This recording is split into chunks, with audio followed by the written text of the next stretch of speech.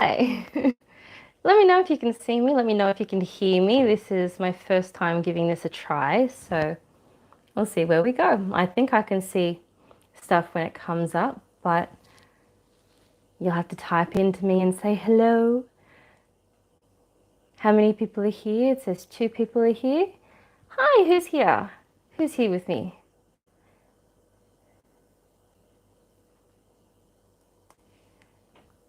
Who have we got? If you're in there, say hello.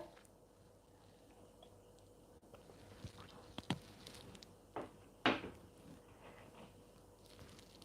going to see how this goes, and at the moment I'm on my phone, and hopefully next time I'll have my laptop prepped and ready, but I had a few issues with the microphone trying to set up my computer, so I couldn't do it that way. My very tech-savvy son is probably, hello, my very tech-savvy son is probably going to help me with the microphone and figure out what's wrong with that. I think I need a new webcam on that laptop. It's not a very new laptop. It's not a very good laptop, but we'll get there. We'll do a few more of these and work out all the bugs. The point is that we're here. Hello, Atomic Workshop, Animatronic Workshop. I should know that. I helped make that one. That's actually my son. Hello, Nick. Is there anybody else here? Just us. Just twiddling my thumbs, waiting for people to come in and say hello.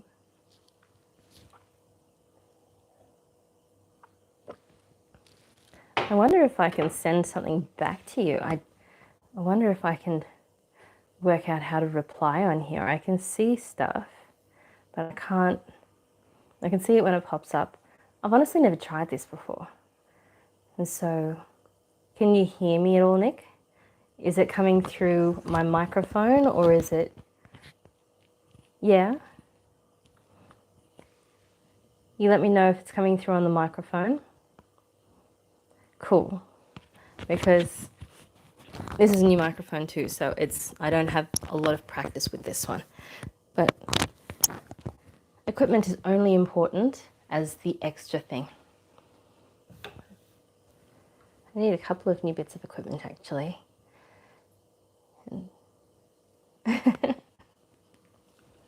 You're a good boy, Nick. What are you doing? You just hanging out with me? Do you want to tell me about your year so far, Nick?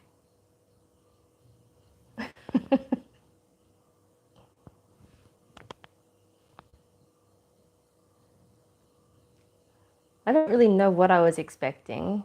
I think I was expecting to try this out and offer it as a potential thing because it's something that I know I need. And having it available for other people who may need it, knowing that there are people out there who need to talk freely just for the sake of it, sometimes just to get stuff out. And knowing that it's really hard to find that kind of platform from people who actually know how it feels to have stuff going on. So,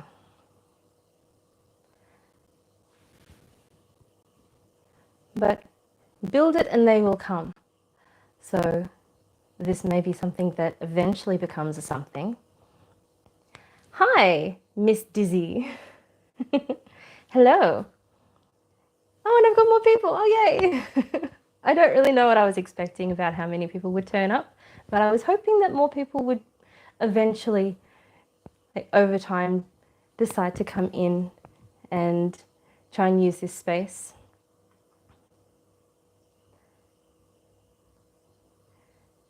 Does anyone want to tell me about their day today?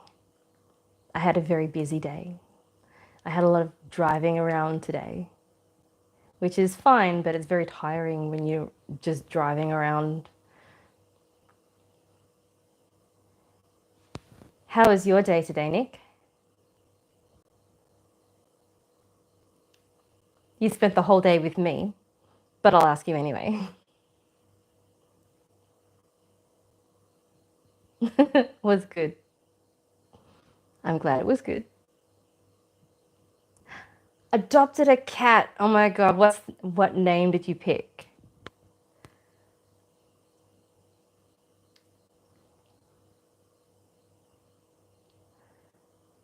I don't quite know how to pronounce your name. Frigoli? Aioli. Aioli. Hello? I'm not very good with pronunciation sometimes with names. And it's a pet peeve of mine when people get my name wrong. Was it a boy cat or a girl cat?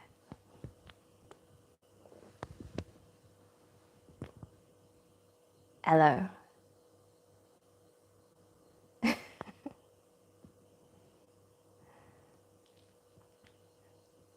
A boy. I really like boy cats. I like boy dogs too. Do you have other animals?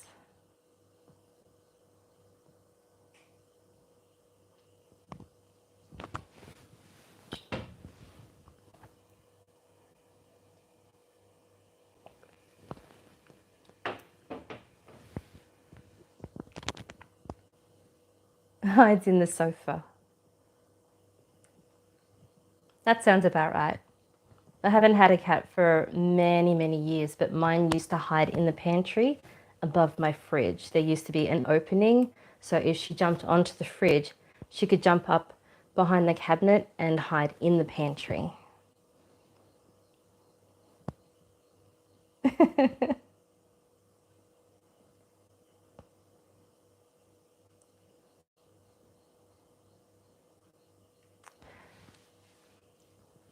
Well, it's my intention that we can try and do some of these frequently, maybe just once a month to start with, because it's a little difficult for me to always get to the computer as well, because I have to make sure that the house is quiet. I don't have an office space, so I'm just in the kitchen. Hi, welcome to my kitchen. Slay. So if we can do this, it's a way for you guys to interact with me, and the perfect place to vent, because I'm all about venting.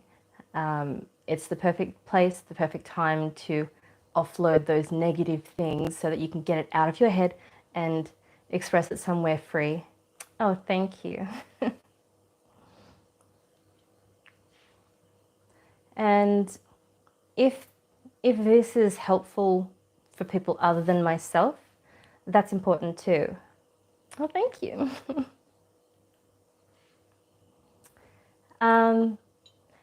So we're going to start, I guess, 8. Well, that's still okay. Thank you. So it's been 1 week into the new year. Has anybody had any experiences so far? Hi. Any experiences so far this year that make you think, oh, I'm so glad that it's a new year, or anything that makes you think, oh my God, where did the old year go? Because that can happen too. I have very positive feelings about the new year. I think it's going to be a really good one this year. Hi. I always like the beginning of the year. It's a chance to start fresh, start being open to the new possibilities that are coming, and just completely ignore what happened last year, especially if you had a negative year last year, like me and my family did. I find my sister attractive. Should I make a move in the new year? No. You should make a move towards the people who might be moving on her in a negative way, and as a brother, protect her. Hi, Damien Quinn. Hopefully next time I can do this on the computer so it's easier to read, because I don't wear my glasses on camera, but I am very, very nearsighted. Yes, I'm real. I'm very real. I had a good year last year. That's awesome. Can you think of anything in particular last year that was really, really good about last year? Something that stands out as your favorite thing about last year? I think even when you have a bad year, finding something in particular that you think this was the good thing, this was the highlight of the year, that can make a really good difference in your head as well, helping you get into that new mindset. For example, I think even though the cancer battle in our family was the downfall of our year, not Damien, using Damien's account though. Sneaky. This is a really good idea, letting people be venti. Yes, that's the point. I'm one of 5 sisters, so venting is important. How old do you think I am? Hi. Animatronic Workshop is not allowed to comment because he knows how old I am.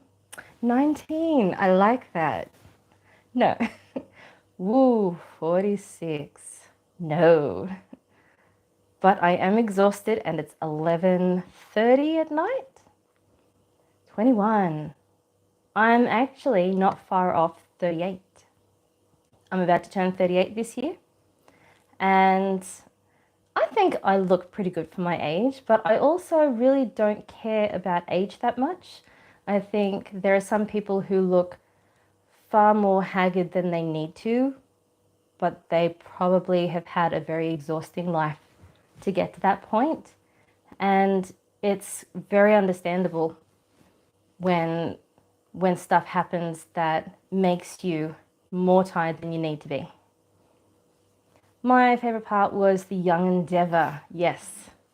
I think my favorite thing about last year was exactly that. Seeing my 16-year-old experience his first time in the Navy. Oh, thank you. His first time in the Navy on the Young Endeavour. That was my highlight of last year as well, Nick. 33. Ooh. I'm exhausted. I am very, very tired. 34. Why do women my age look twice my age?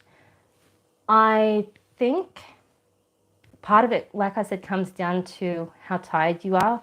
Some people our age, in our 30s, don't tend to slow down. Like I said, I've been awake since maybe 6 o'clock this morning and it's 11:30. So we look tired because we are tired and we're allowed to be tired.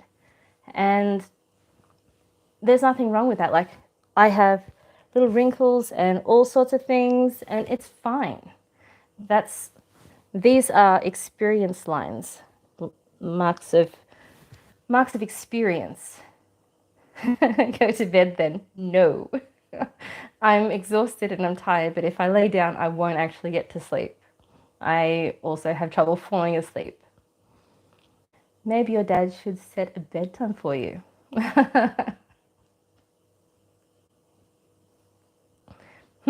I think, funny story. My dad was actually in the Navy most of my childhood. I'm not drinking coffee, Nick. I'm drinking milk. I'm drinking milk in my tiger mug to try and help me get to sleep, Nick. So, no. My dad, he was in the Navy when I was a kid. So the majority of the time when he was actually home and not away on a Navy ship, we would go on trips and we would hang out and we would go fishing and we would be up first thing in the morning and stay up as long as we could to really make the most of the amount of time we had. So my dad, even if you told him now, he'd be in bed by now, but he would tell me, just make sure you don't stay up too late. He wouldn't send me to bed. I think I'm my dad's favorite. I think my dad would tell me that he's got no favorites, but then that I'm also his favorite. But that's okay. Some parents have favorites. Oh, thank you. I think I'm chill. I can agree with that.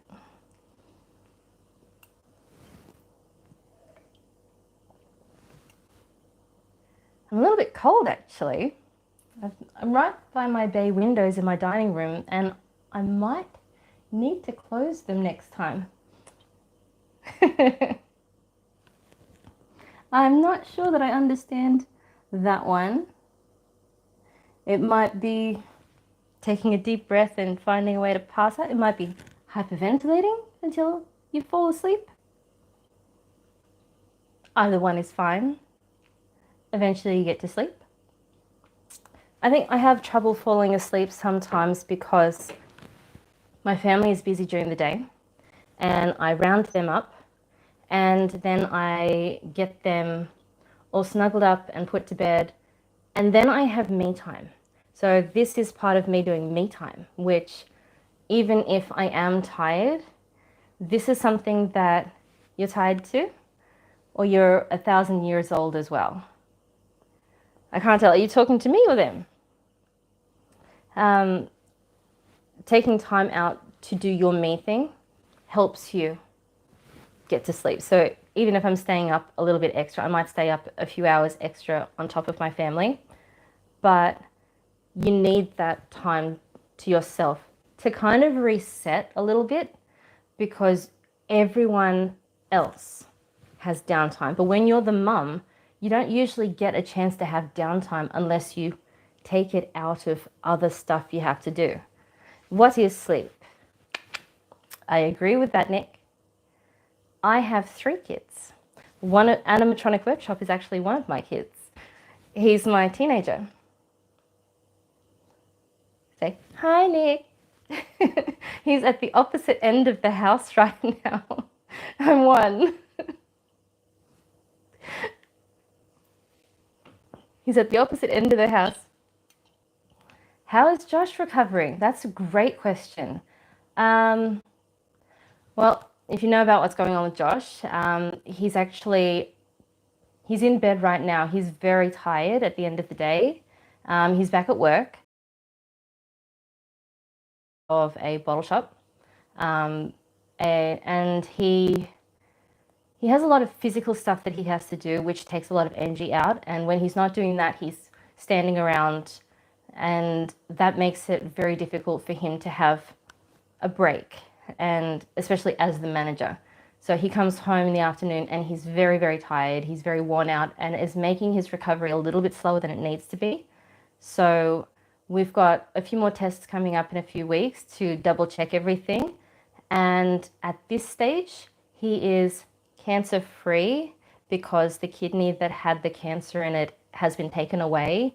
But what they found, I don't even remember if I put this in there or not, if I did this update or not, but what they found was a marble-sized tumor inside his kidney, and it was right up against the artery. And it's the type of cancer that very frequently doesn't get found until it's already too late. And it likes to hide, send cells and infect other areas of the body. And so by the time you find out that you're sick at all, something else is sick and it's too late to do anything. And being kidney cancer, even if they found it somewhere else, it doesn't respond to chemotherapy properly. So this is basically a miracle thing that he was able to find it and have it taken out when he did, so that he doesn't have the risk that he might have had. There's still obviously a risk that what they took out had a chance to migrate before they took it out. But like I said, we're going to do some tests in a couple of weeks and see his doctor next month and go from there. Anyone who's experienced cancer in the family knows that it doesn't end with the surgery.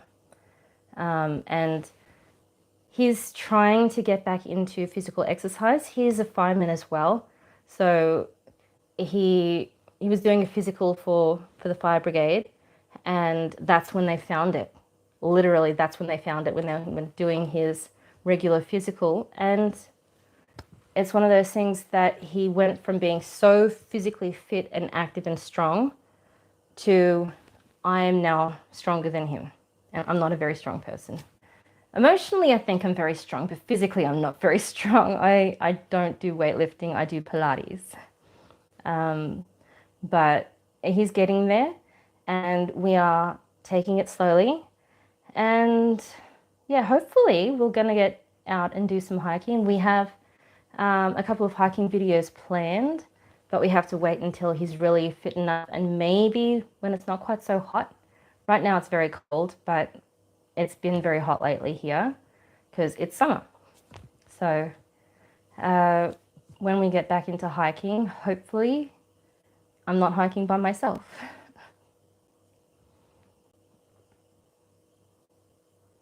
Yes, Nicholas is the oldest. Nicholas is 16, just turned 16, and I actually had him when I was 21. I only just turned 21, and I don't know, because it's not something that matters to me much. But I've always been told I don't look my age. I don't look as old as I am. I don't feel as old as I am. I don't feel like I'm old at all, actually. The people in my family tend to live until they're in their 90s. So 38 is not old, in my personal opinion. But Nick he's like 6 foot tall now. He, across the week of his birthday, he went from 6 foot to 6'1", and I have measured him since then, so he could be even taller than that. I'm getting up there with Trump, a super tall man. My mum is 40 and she has 5 kids. One of them is 23, 22, 19, 7, and I'm 10. That's pretty much like my family. It's called not outnumbering yourself as a parent. We've got 2, 10, and 16. So by the time one of them is old enough to kick into the babysitting stuff, you have another one, so that there's always more adults than there are kids. And Nicholas probably really hates it, but it's really good for him, and I think that it's really good for people generally to have a bit of a swaying gap with family members, because you do get that kind of group thing. Why'd you huffing and puffing about, Nick?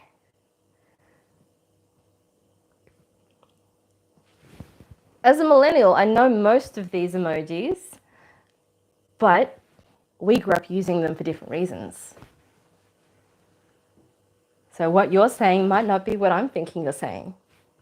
It's hard to tell.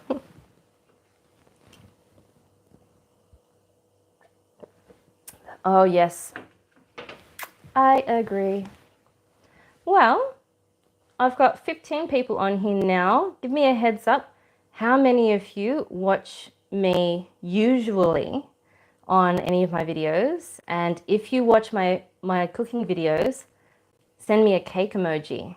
That would be really cool, because I was actually talking to Nick about this earlier. I have a long list of things that I didn't get around to last year that I'm dying to get into. And that's part of the reason why I can't sleep. I'm like extra excited about stuff that I'm putting out this year, partly because it's on my list of things that I was going to do anyway, and partly because I was doing it last year. I can't pronounce that. I have a very difficult to pronounce name usually, so I am tentative when it comes to pronouncing people's names.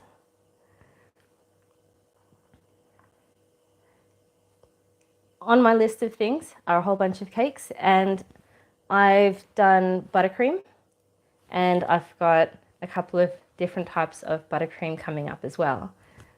Maybe this week, maybe next week, depending on how much time I have this week. Hi!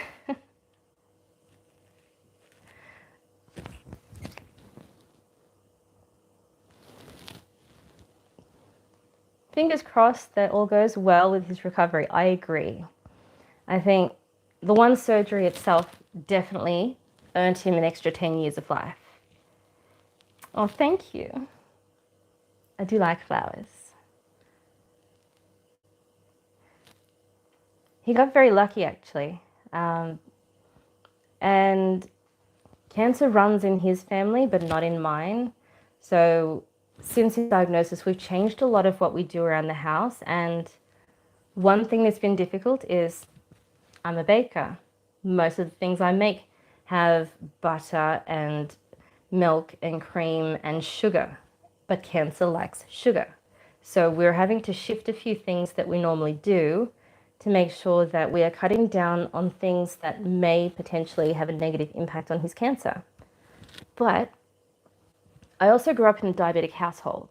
My sister Rebecca, my elder sister, was diagnosed with diabetes when she was 11. So I literally grew up in a house where diabetes and cancer and sugar control was something that we had to take into consideration all the time. But this is something new to my kids, and it's something new to Josh. So I'm kind of just adjusting.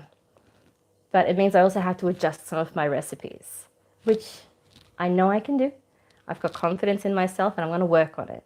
My sister is 23 and she has a girl, and I'm an uncle. I have been an uncle for 1 year. That's really cool. How do you like being an uncle? I love being an auntie. Some of my favorite people are my nieces. How many hours of sleep should we take a night?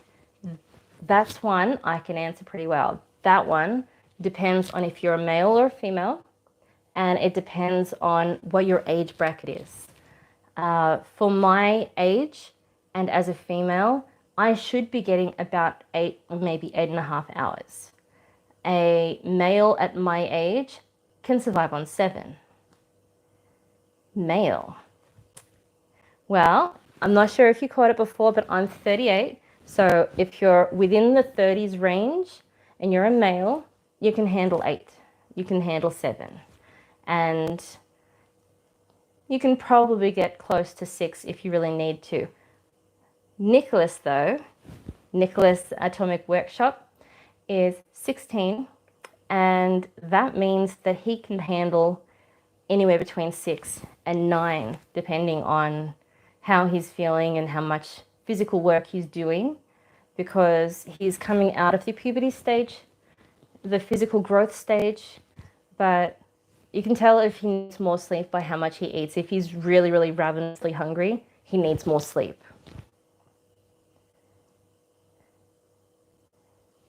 So if you've only just popped in, this is something that I want to do hopefully once a month as an opportunity for me to vent.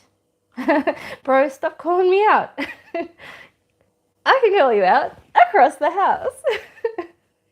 So this is something I want to do frequently so that I can vent, you can vent, we can all just get together and offload, having just a collective group to hang out with, because loneliness is a big thing, and finding people you connect with can be a massive solution to that. How to increase testosterone? That would be different types of food. There are certain types of food that do that, if you want to do that naturally. You'd have to look into that. I would suggest Google that one, because when it comes to hormone regulation, I'm more knowledgeable on the female side, because as a female, it's something that I myself have to worry about. Yes, Nicholas is absolutely correct. A good diet, no matter whether you're male, female, no matter what your age, having a good, healthy, balanced diet is something that is going to instantly help regulate your hormones. You can actually get a blood test as well.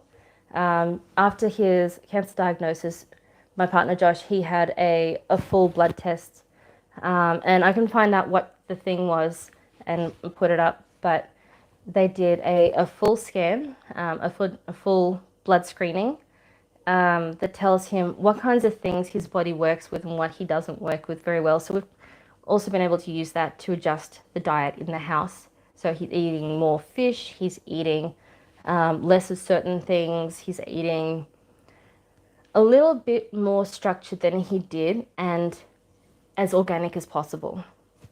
And it's helping everybody in the house, really. Oh, I'm sorry. I don't always realize when I'm talking fast. Can you tell me where you're from?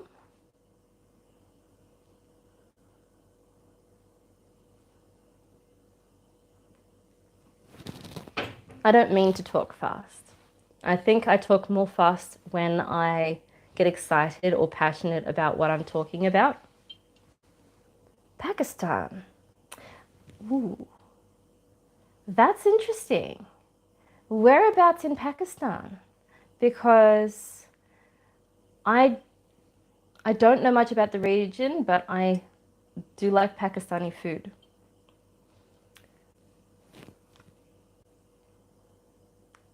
When I used to live in Perth, on the other side of Australia, I now live in New South Wales. And when I lived in Perth, there was a couple who lived near me and they had a restaurant. She was Indian and he was Pakistani. And they opened the restaurant together and they moved to Australia because neither one of them had families who approved. Um, Thank you. I will actually come over to Pakistan at some point. Um, but in their restaurant, they had some Indian dishes that were completely traditional, some Pakistani dishes which were completely traditional, and then they used their marriage to cross combine a couple of recipes. So they had some very interesting combinations, and I found out by going there that I actually really like Pakistani food, but I really don't like Indian food. I don't know why. They are very similar in certain ways, but I can usually tell the difference between them because of that one experience. So I don't know how many of you saw my video the other day about mindset, but I wanted to also use this as an opportunity to talk about that. I got my diary and I got my diary all set out for the new year, for the start of the new year. And it's very old school in that I use a pen and paper and a written book. But part of that is the symbology that goes into it. Because as a millennial, my phone is also a physical part of myself. And if you're a millennial too, you kind of get that. But having the book allows me to get to the end of the year and just literally close that and walk away. Good diet naturally increases. Are you Googling this, Nick? Are you Googling it for my friends?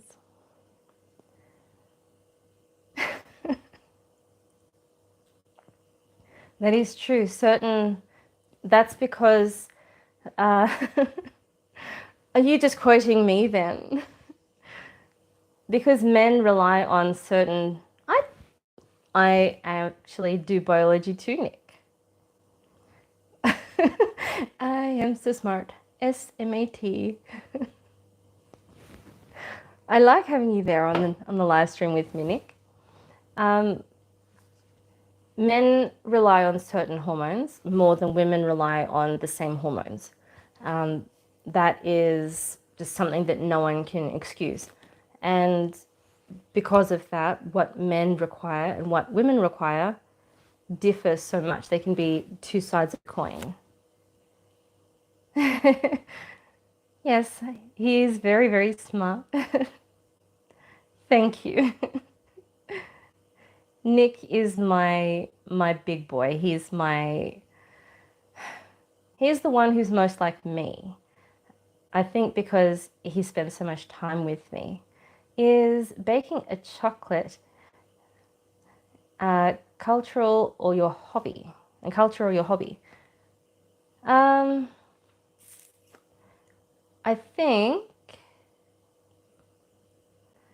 I don't know.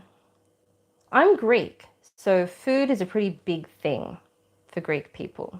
And I think a lot of that is, it must be written into us because as soon as my daughter was born, she's off and she's running and she's telling people, sit down, eat something.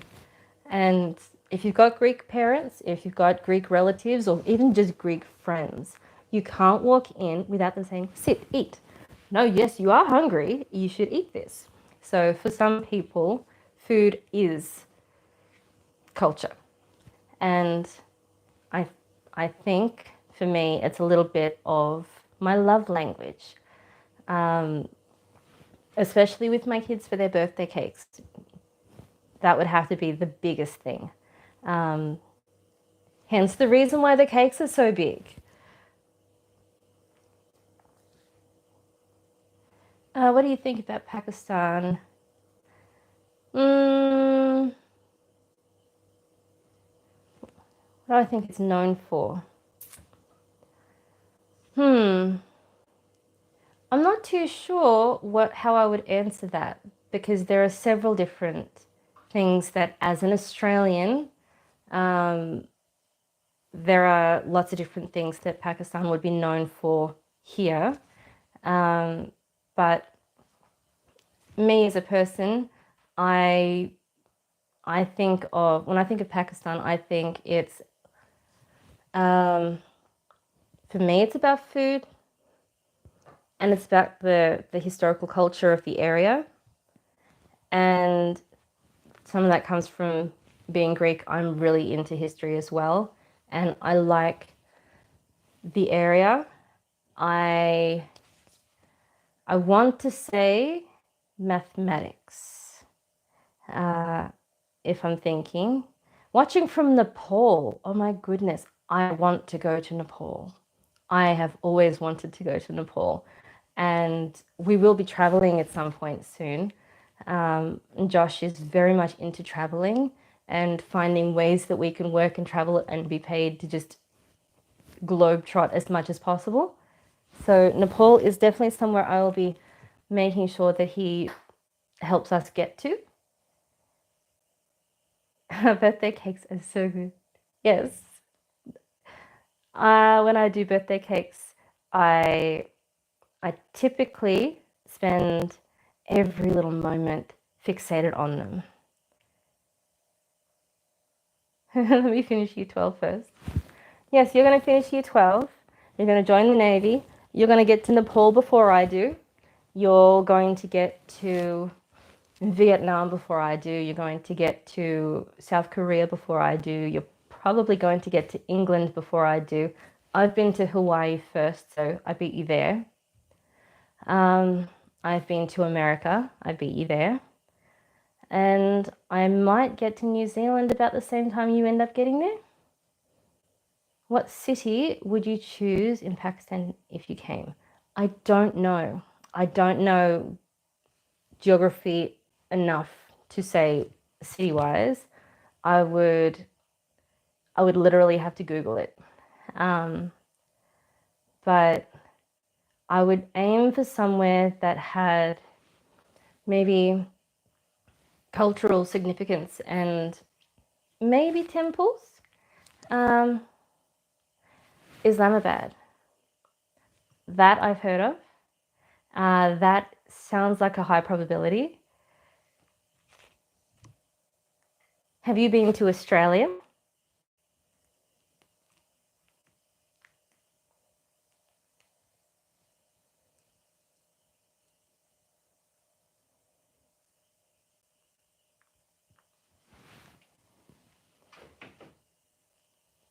Second most capital in the world. Second most beautiful capital in the world.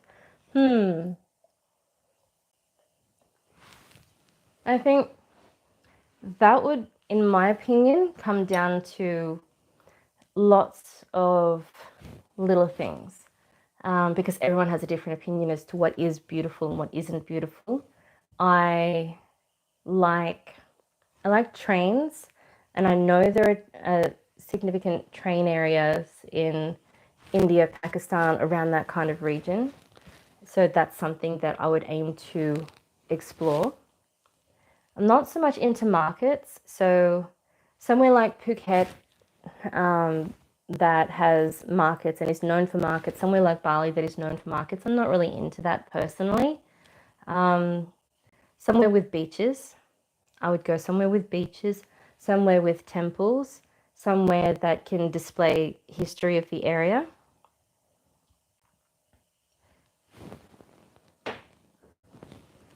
Let me know if you're enjoying just the chatting as well, because sometimes having the opportunity to chat can make a huge difference to people too.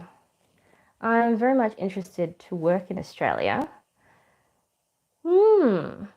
Oil and gas fields. I don't have any experience in that either. Treacle distilleries. Oh, I'm reading very wrong right now.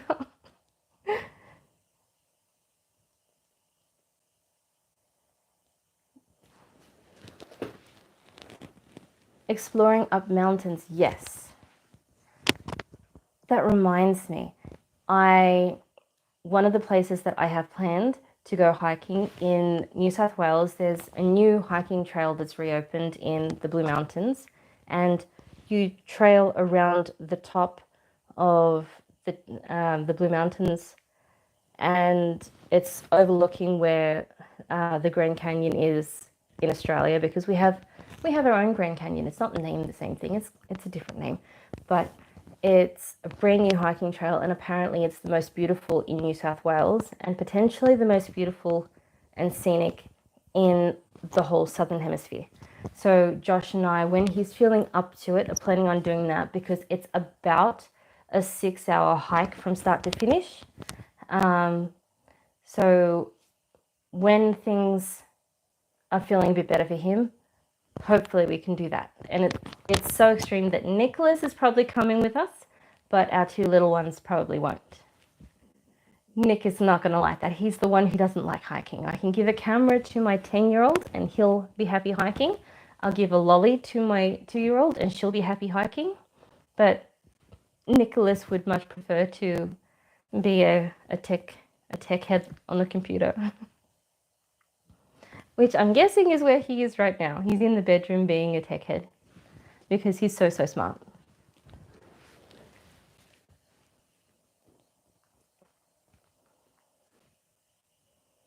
I do know you so well.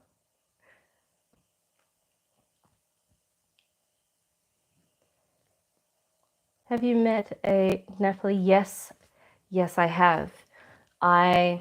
When I was in my teens, I used to work at the Australian Reptile Park, and I met a lot of interesting people when I worked there. And I met a couple from Nepal, and they actually gave me a coin from Nepal because they just had it. And when I was working there, I was working at the front desk, and so I met lots and lots of people, and they gave me a coin as a kind of a souvenir and a thank you for, I guess, having such a nice time at the reptile park. I met lots of people from lots of different places when I worked there.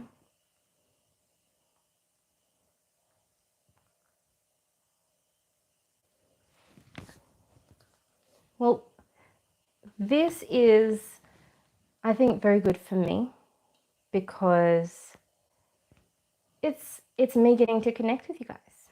It's you guys getting to connect with me. And even if it seems slow and mellow is not a bad thing. We've had, especially on YouTube, we've had about a decade almost of crazy, hyper, over exaggerated everything. And we kind of lost the real person on YouTube. And we lost track of the audience as well. And people who watch YouTube, people who create on YouTube, you're all real people. We're all real people.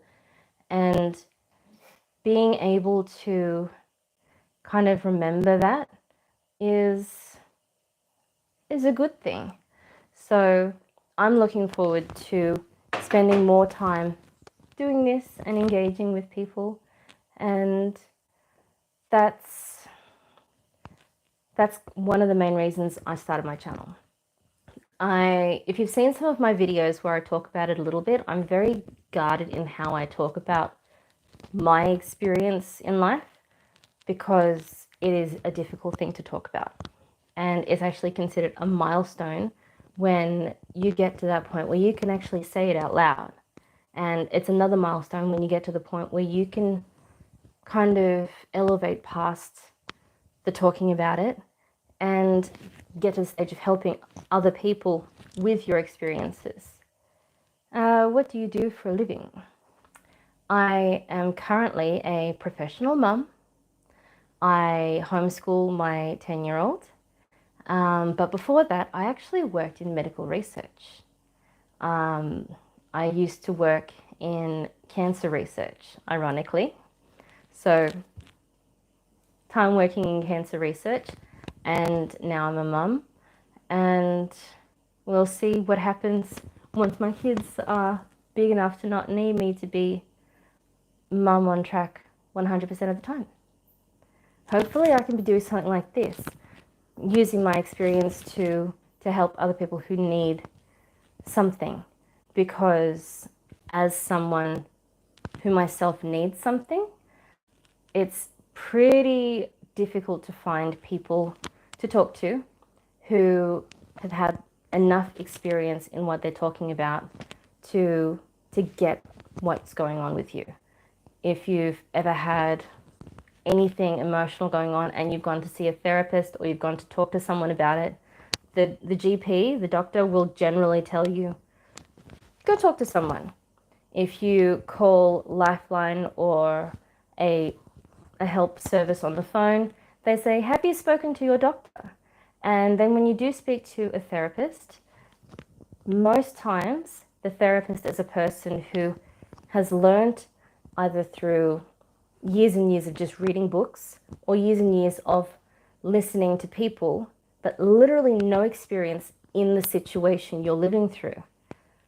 So if I can be here as someone who's experienced so many of the things that you really just don't want to experience in life, that you wouldn't wish on people, I came through it. I am still here. And it's possible to get here. I've been living with PTSD, for example, for 15 years. And take that into consideration that Nicholas is 16. And I've been living with PTSD, pretty severe PTSD, since I have been away from his dad, because my current spouse is not his dad. Well, it is his dad because his dad is the person who raised him, but biologically the person who was there before is the cause of my PTSD and the cause of my CPTSD, which is CPTSD is when a long series of events has conditioned you over time to react a certain way, and PTSD is when you have one single event which triggers something. So I've experienced both. Years of abuse and then a single event which most people don't survive that event. And I not only survived that event, but I am still here, despite that the few people who do survive that event take their own lives years later. But I'm still here. And I know what it's like to go through all those things. I know how hard it is to get out of those things. And I know how hard it is to get through the first couple of years where you can't even say what happened out loud. But I can say it out loud. I can say it quietly. I can pretend it didn't happen. I can forget that it happened. That's the most important thing, that I'm at the stage now, 15 years later, where I can forget that any of those things happened. So,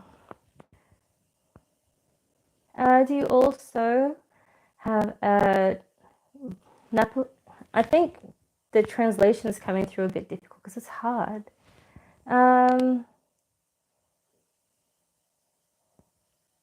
Trekking vlogs, and I do like vlogs when they are genuine. Even when it doesn't matter who's making them, and doesn't matter kind of, how do I say? Trying to think of how to say. I know I'm doing a couple of vlog videos, but you know the ones where it's like, look at me, I'm so interesting. You really want to follow me because I'm so interesting. I don't find those interesting. I like the ones that are, it's not about the person making the vlog. It's about the experience that they are trying to share. And best as I can, that's what I'm trying to do as well, because that's a genuine person who's inviting you into their experience as opposed to telling you, I'm so interesting, be interested in me. So, and yeah, I think I have been cooking for such a long time that I don't watch a lot of cooking videos anymore, because I guess I have my own recipes and there's so many things that I know how to make that I kind of don't need to learn the extra recipes. But if it's interesting enough content and it's from the right perspective, more than happy to.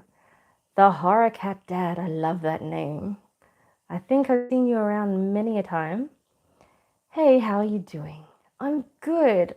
How are you doing? How is, most importantly, everyone, not just the Horror Cat Dad, but everyone, how is the first week of the new year treating you? Is it what you expected it to be? Because we get to the end of the last year and it's like you have an expectation, whether you mean to or not. Sometimes because of how your previous year was, you have this guide in your head as to what you want the new year to look like. Does it look like that? 1 week in, that's why I picked today actually, because it's 7 days in. Does your first week of the new year feel the way you thought it would? And if no, what changed your opinion? I think that's a pretty interesting comment, because it is something that I think of, whether I need to or not. I'm always analyzing my life because I like to make sure that if something goes wrong, I know. Have a positive, optimistic outlook for the new year. That's good. I think I do too. I think last year was a train crash just a little bit too much for me.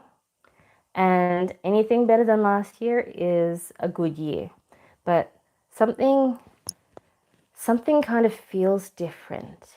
You know, when you get to a point where you're like, there's something in the air right now, and it just feels like something's about to happen, whether it's good or not.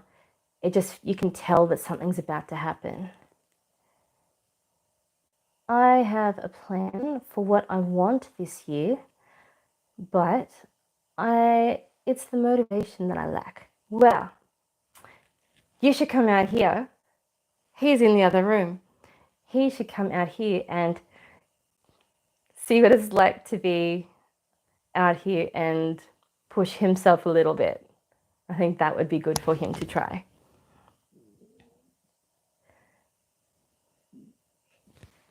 Don't forget, if you're here, don't forget to subscribe if you're not subscribed. And don't forget to tick a like on my videos now and again if you enjoy what I'm doing on my videos. Because I make the videos that I would want to see as an audience, because I can't find the videos that I'm making. I don't find them anywhere else. So I'm creating what I myself would watch as an audience. But I also want to make sure that you guys are enjoying what I'm posting as well, because I'm not doing this for me. I get something out of it. I actually get a lot of emotional boost out of it. It makes me very happy to engage and interact. I don't feel so lonely. I do actually feel very lonely quite a lot of the time because I am so far away from everybody. But it's important for you to feel that you are connecting with what I'm posting as well. So if there's something you want to see, something that you're curious about, something that you want to ask, this is the perfect environment to use to ask me those things and say, hey, you haven't made this yet. I know that vanilla slice is something that I've had a comment before. You haven't made this yet, but he's at the other end of the house as well, and he just really likes vanilla slice and just wants me to make it for him. So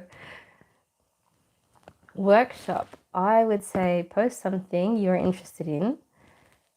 I agree. I keep telling him to set up his camera and just record what he's doing, because some of what he's doing is actually very interesting. He's got a 3D printer in the other room, and sometimes he has issues with it, but then he works out why he's having issues with it. So all of that, even if he's having an issue that he can't solve, posting about it, he's not only going to share his experience with 3D printing, but he's going to potentially find people who have an answer to his situation to make his 3D printing better. Build community, Nick. Find people. Just start posting something, because if you don't try, every time you don't swing, you can't hit anything. I'm going to try a solution tomorrow. You're supposed to help me do something tomorrow. Nicholas and I are building a new chicken coop, and I'm at the stage where I need to put shade sailing over the top, and I need to cut a hole from one side of their door into the next side so that they can get in and out of their chicken coop. Thank you. I think I am pretty positive. I try very hard to be very positive, and I try to separate my experience from what I'm doing to the next thing, so that I can look at it a little bit more clinically. And that helps me here with my channel, to be a little bit more clinical and sidestepped about it. And I'm constantly trying to give Nick the same advice, because you can't get anything from somewhere you don't post. Hello, my friend Jeff. Hello. Thank you so much. I'm just waking up. Well, if you're not already following my friend Jeff, go ahead. Norman Chester. He has a religious channel, and he's one of my good friends and followers, and he is constantly sharing his prayers for Josh and positive affirmations, and using his connection to the Lord to try and help Josh recover. And I am eternally grateful. I really, really am. He's one of my good friends, and he's been following me since right at the very beginning. If you don't just try, you will never know. And better to try. Exactly. There is no need for regrets, ever. If you regret something, then I think that comes into mindset as well. Personally, I only have one regret, and that's talking to the wrong person on the bus once. But if I didn't talk to that person on the bus, I never would have moved to Perth, and I never would have had my son, and I never would have ended up where I am here. So it's a little bit of a time travel paradox thing. Change one thing that happened, and you would not have all the good things you have now. So I think in any way, finding a way to live without regret helps. My son, how many years are your son now? Your child now? Nicholas. Nicholas, he's 16. He just turned 16. I've got Theodore. He is almost 11. And I have Daphne. She is almost 3. Thank you so much, Jeff. You have a good day. I'm very much enjoying this. I'm still tired, but it's good. And I think this is probably a really good time of day to do this, because I was worried. I was actually really worried that Daphne would wake up and come waddling out looking for me, because when she goes to bed, I get up and I do other things. She likes to snuggle, so I get her to go to sleep, and then I come and I do other things.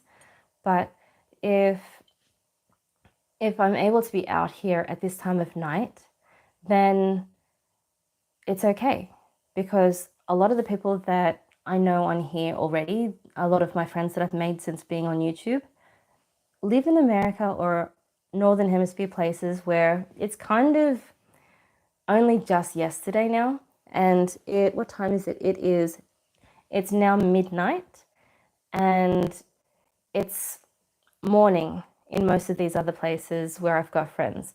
So if you're in Australia and you're watching me from Australia, other than Nicholas, who's watching me from the other room, if you're in Australia and you're watching, let me know where you're watching me from, because that would be cool. I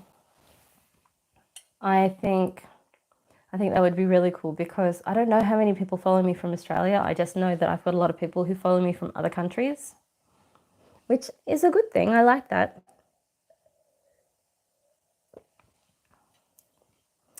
And let me know what you think of my tiger mug. I love this mug. It's a ridiculous size. It's a ridiculous shape. It's not just for show. The inside of this cup is actually like tiger face shaped, so it's really difficult to drink out of. You can only drink out of it from this one side, otherwise it goes everywhere. But I love it. When I brought it home, Josh thought it was a joke. It wasn't a joke. This is my Defiancy cup, because when we go on the boat, this is the cup I'm taking on the boat. Because we're planning on eventually moving on to a yacht, I need to make sure that we don't increase the stuff we have. So my mug will fit on the boat. If you go to buy something new, it's like, does it fit on the boat? Well, this does. It fits on the boat. It fits in my pocket, and it fits perfectly in my hand, so I don't even have to put it down if I don't want to. I love this cup. And it makes me very happy, even if I have to make coffee. I have to make coffee by either holding it right up underneath the stem of the coffee machine or into a different cup and then pour it into this. But this holds 2 cups of coffee, which is ideal for me when I'm tired in the morning for no good reason other than I haven't had a coffee. I can't explain my interest in coffee, but it's there, it's strong. I have a massive mug that is a jack-o'-lantern. I like that. Big novelty cup, check. It's the silly little things in life that make you happy sometimes, and there is nothing wrong with that. Sometimes the silly little things that make you the most happy are the things that we need the most of, because if you don't have a silly little thing, then you might dwell on the other bigger things that are causing an issue. And like I said before, there's no need to dwell on negative stuff. I don't believe in dwelling on negative stuff. You need to be able to shed that, and don't pet the sweaty things. The saying is actually, don't sweat the petty things, but I heard it, I think it was The Office. Somewhere once upon a time, I heard someone say, don't pet the sweaty things. And it was part of the joke on the show. And I've just been saying it ever since then. It's just my saying. And I'm probably going to print that on a mug. I'm going to have that on a mug for the sake of it. Maybe for the sake of this, don't sweat the petty things. Don't pet the sweaty things. I had to explain it to someone once. Who was it? It might have actually been Josh, because I grew up, obviously, 90s kid. You watch a lot of TV that you don't need to watch. And you pick up on a lot of like references to a lot of different things. So you can have an entire conversation in just back and forth references to stuff. I taught Nicholas, I'm very proud of this. I taught Nicholas how to have back and forth reference jokes. So we can have a whole conversation just through references, or just thinking the same thing at the same time. It's pretty cool. I love it. Thank you, South Park. Yes, that's another one. South Park is very inappropriate, but it's been around my entire life. And The Simpsons. I think The Simpsons are a massive part of that as well. If you're new here, there's only 4 people on right now, and Nicholas is one of them. If you're on here and you've never seen me before, maybe flick around through my other stuff as well, because I'm trying to do here is express through my channel, express a little bit of calm and mellow, and that's where the stories and the hiking and the wisdom come in. But it's all about comfort food, comfort experiences, mellow experiences, basically a one-stop shop where you can come and calm down. And I personally get something out of finding more people who are like me, because it's kind of hard to find people who are like you if you don't create a space to allow people to come into where they can find you and be a little bit like you. What niche is your channel? I think it's a little bit of both, to be completely honest, because I'm trying to share my love of cooking. That's why I'm doing, instead of just here, watch this, there's cooking, because there's cooking channels, and I don't really fit perfectly into the cooking channel niche. But in the cooking bracket, it's all about comfort food, and it's all about baking and treats and desserts and snacks with tips and tricks and extra little things that go into cooking, like the extra stuff that you'd otherwise have to Google and like look at 4 different channels to find out what buttercream actually is. Because I used to watch a lot of cooking channels that had desserts and things because I enjoy watching them. And the amount of information that they wouldn't tell you if you weren't an experienced baker. Like, I've been baking and cooking for about 26 years-ish. And it's something that if you weren't already experienced in cooking, you might not notice the things that they left out. So I make a point of not leaving stuff out and explaining the stuff that they're not explaining. But it's all about the comfort stuff. And as far as the vlogging goes, because of my personal experience with trauma and my personal experience finding it hard to locate people to talk to about my experiences, I know what it's like to need someone to talk to, need help from someone, and literally have no one who can talk to you who's had experience in the same kind of thing. Like, if you can find a person who is a therapist and also has personal experience with trauma, I literally know one. And she is amazing.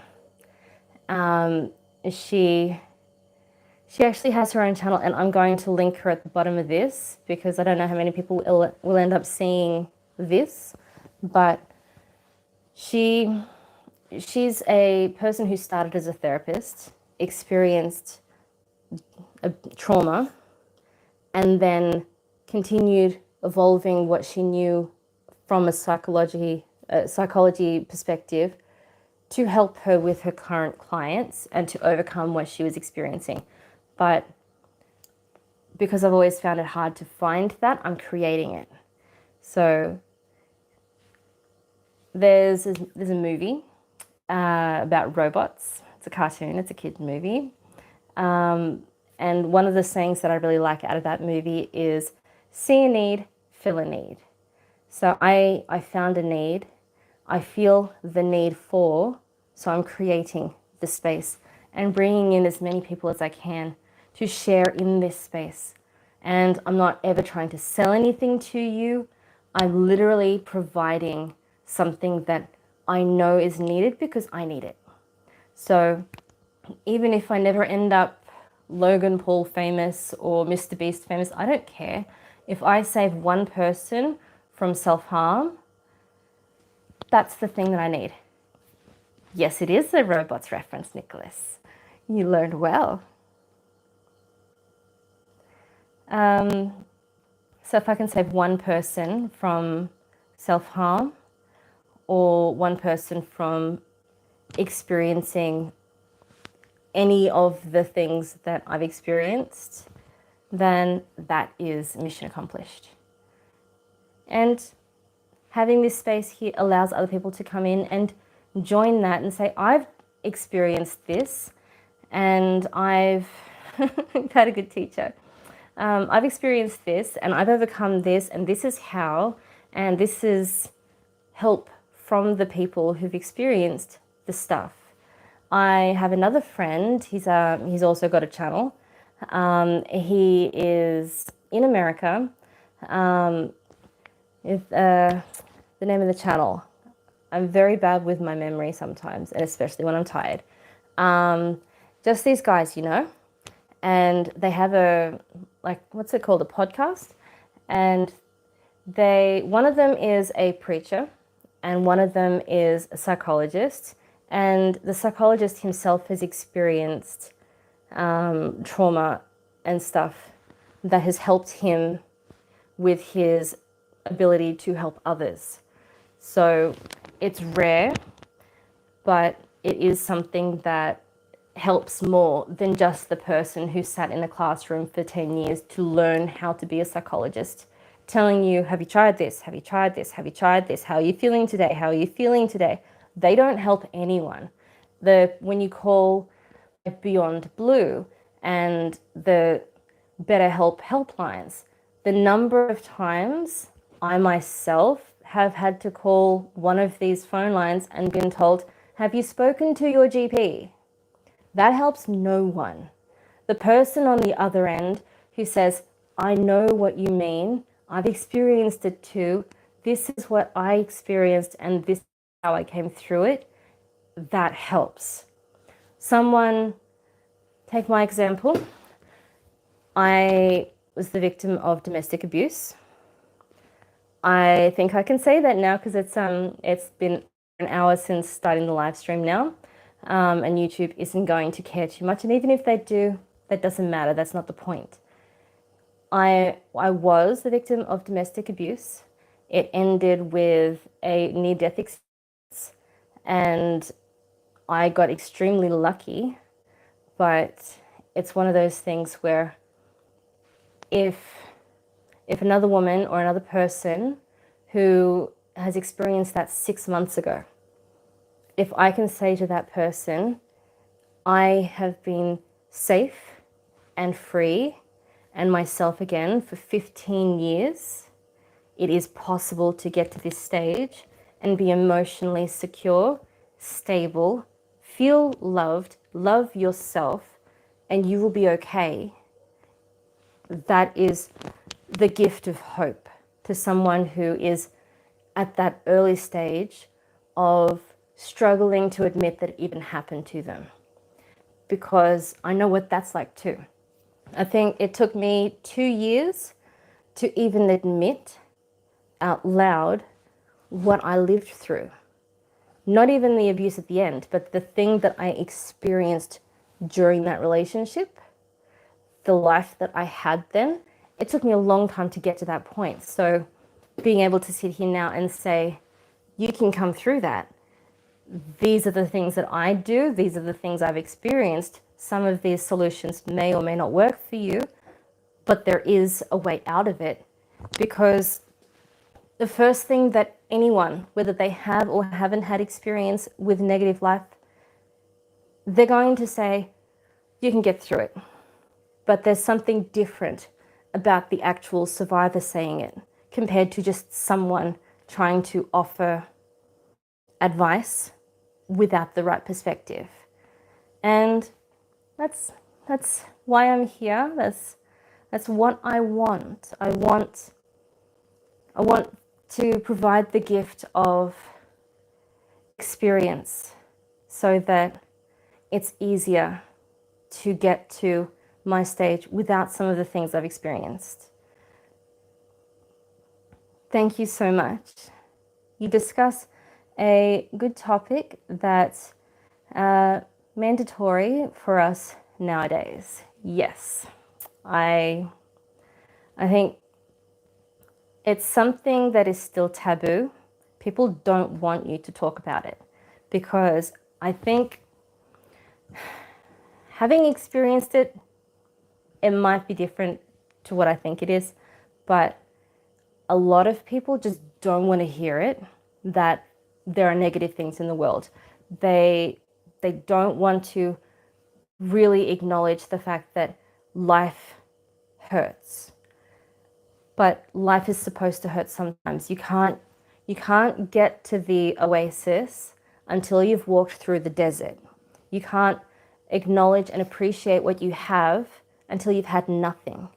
You can't love yourself until you've been shown what it's like to be hurt. There are lots of little things that you can't understand until you've been through it. And it's life lessons. My daughter was climbing on something earlier today. She's 2. And Nicholas, who's 16, saw her and said, "Oh my God, she's climbing on something." I stepped in and said, "No, she's either going to be fine or she's going to fall. Sometimes you need to fall as long as there's someone there to catch you." And she was just standing on like a step or something. And it wasn't anything that was dangerous, but she needed to experience it for herself in order to get through it. And then there are other occasions where one of my other kids, Theodore, he ran into something. And straight after, my daughter acknowledged that he ran into something, and she avoided that thing because she learnt from his experience. So if you have proximity to people who've had the negative experience, sometimes you can learn from them better than you can learn from doing it. But both are still okay. Sometimes you just need to acknowledge that the potential for negative exists in the world, which it does. And people just don't want to hear it. But we need to talk about it. That's part of the big issue, is that the people who need to talk about it the most are getting told not to talk about it by the people who've never experienced it. The people who never experienced it will blindly walk through a wall rather than acknowledge that the wall exists because they don't want to have negative things in their world, which is also fine. You don't have to have a negative outlook on life. You should have a positive outlook on life and find a way to find things that are positive. But it doesn't mean that you're wrong for having the experience. What about, oh yes. That's up to you if you want to talk about that one, Nick.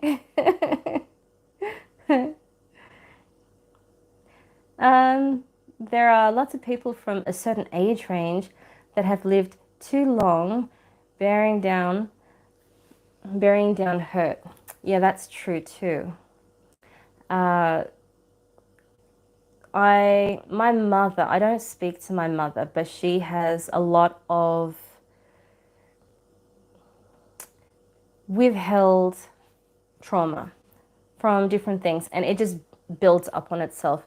Little things can accumulate like piles of sand, and it bottles up, and she lashes out at random things, random people, unnecessary moments, and that doesn't help anyone. It's toxic, and some people don't want to acknowledge that they themselves are the toxic energy. They blame their toxic experience on the people around them because they're actually radiating that toxicity. So there's, like you say, there is a certain age range where that's more of a normal way. As a millennial, we're taught to simultaneously shut up about the problems, but acknowledge that we have them.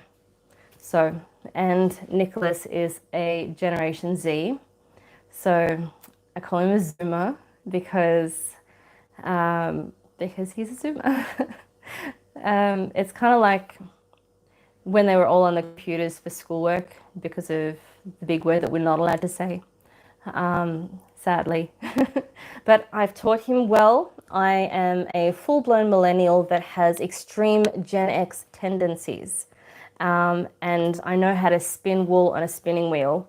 So I guess I'm a very nana nerd as well. But I'm fine. I like being a nerd.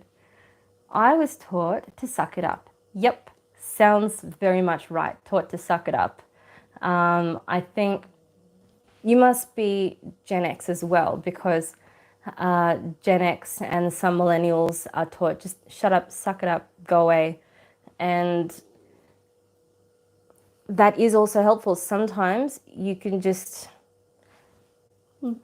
offload, let it go. Don't pet the sweaty things.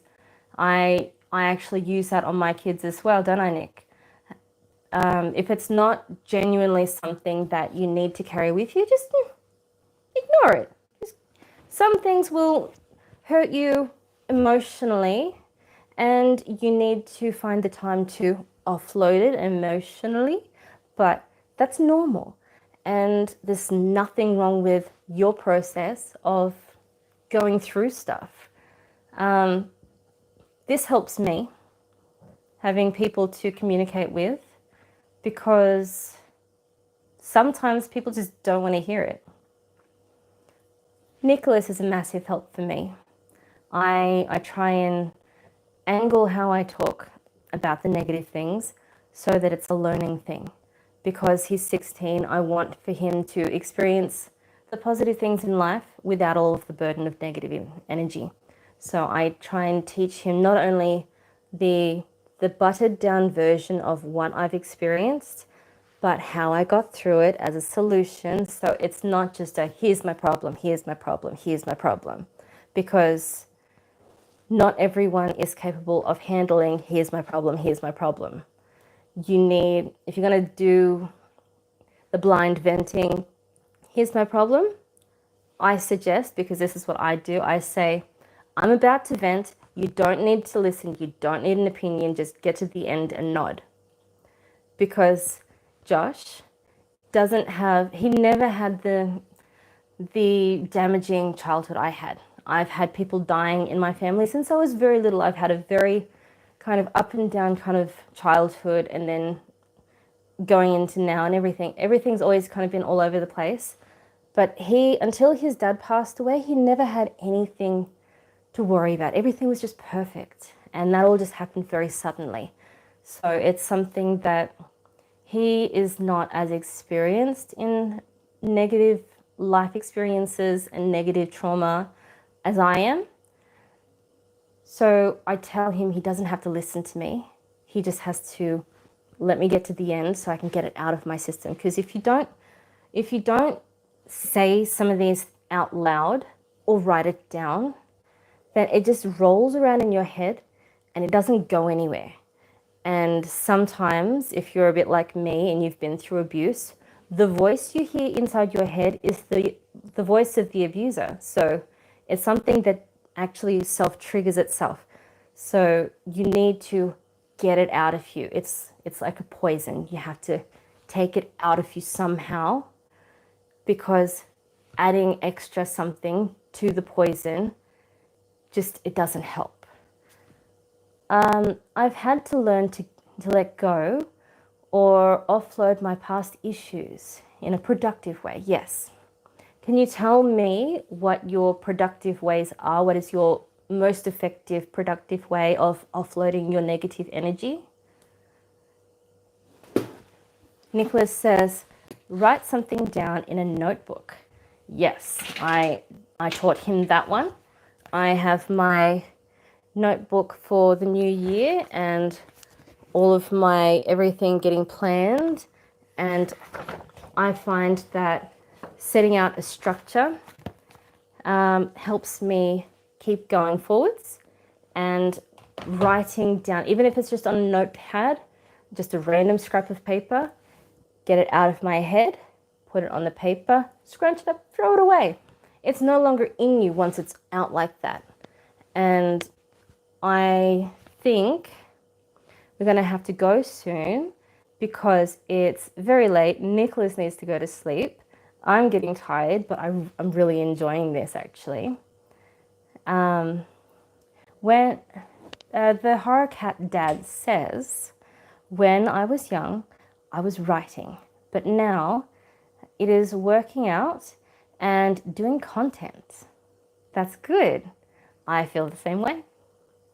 Not about the working out. I haven't had time for working out. Not really. I usually do Pilates and rowing exercises and hiking exercises, a lot of flexibility and low impact stuff. What kind of exercises and working out do you do? Do you do weights and stuff? Because I'm trying to get Nick into that.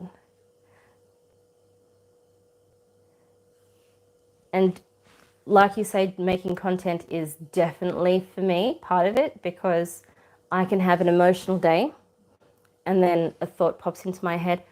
This is how I'm overcoming this. And then I write down a couple of key notes. And you may or may not have noticed, but when I make my my chit chat videos, weights and cardio. Ooh, I don't like cardio. I'm not a runner. I'm not a cardio person. When I have the ideas, I don't actually write myself a script. I at most will have a few key notes of what I don't want to forget that I want to talk about, so that I can just chat and then post what my chat was. Because as you've noticed, I'm a talker. I don't think there's another way of going about that. I'm a talker. I used to work at Sydney University and I was around a lot of lecturers for a long time when I was younger. So I'm very good at a good lecture, aren't I, Nick?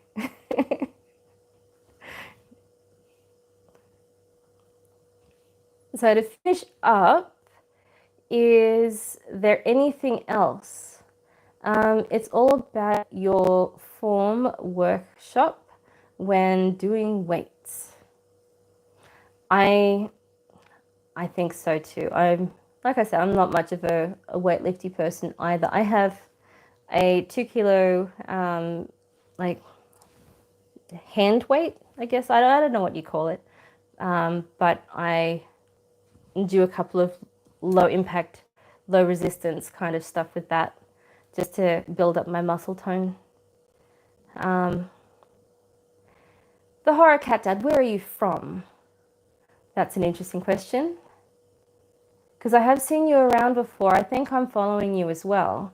I've seen you around quite a while ago on YouTube.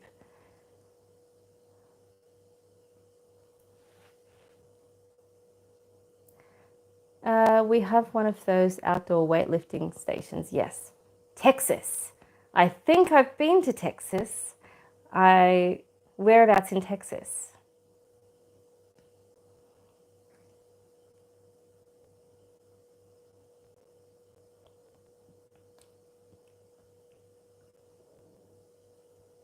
When I was younger, as a Navy brat, we lived in America for a few years. Houston. Are you into football? I like football. I like American football. I like American football better than I like Australian football, which is a very controversial thing to say in Australia. There's 2 types of football in Australia. There's NRL and then there's AFL. NRL, basically like American football without the extra stuff. And AFL is such a ridiculous game, in my opinion, because the first time I asked, how do you play the game? How do you know who's winning? Every question about AFL, the answer started with, well, that depends. How long is the game for? Well, that depends. How do you know who's winning? Well, that depends. So I don't follow AFL, but I am very big on gridiron, which is what we call American football. and I'm very into NRL, but not so much lately. Just too many other things to worry about. Houston, we have a problem. Nicholas is possibly going to be a big person with the tech industry one day. I can't walk past his computer without like being in awe of how much he's doing. I once caught him doing this in front of the screen and I thought he was talking to himself. He actually had control over the screen just using his hand, and the camera was watching his hand. AI tracking, yeah. It kind of, watching his reaction for about a minute before I even realized what was happening on the screen. And he was about 14, maybe 13 at the time, doing this stuff. If it's tech, he's into it. So hence the reason why he's going to help me try and get the stuff on the computer working so that it might be a little bit easier. Although this isn't too bad. I was quite worried that this wasn't going to work out very well because I don't have the best camera, but this is working fine enough that if it's going to be a once a month journey down the rabbit hole with me, just a chit chat about, I guess, whatever we want to talk about. Just our personal time. We can have any kind of chat. We can talk about coffee cups. We can talk about our coffee cups and our jack-o'-lanterns and fun stuff. So that's something that I'm really enjoying about this. But it is very late now in Australia. It is now. It was fun chatting with you too. Ah, well, if you don't have your bell ticked, make sure you all tick your bell so that you know when the next live stream is on. Most likely the end of the month, so that we can. This was deliberately for the first week of the new year, so we could see what the first week of the new year was like, while also kind of testing out this of everything, because I've never done live streams before. But if we can make a date and be back here on the first day of February, about this time of night, I think that'll work out pretty well. So we can finish up last month and chit chat about, I guess, whatever. We can play games. I can teach you card games. You can do some whatever with me. And I really had a lot of fun, and I will talk to you again next time. Bye.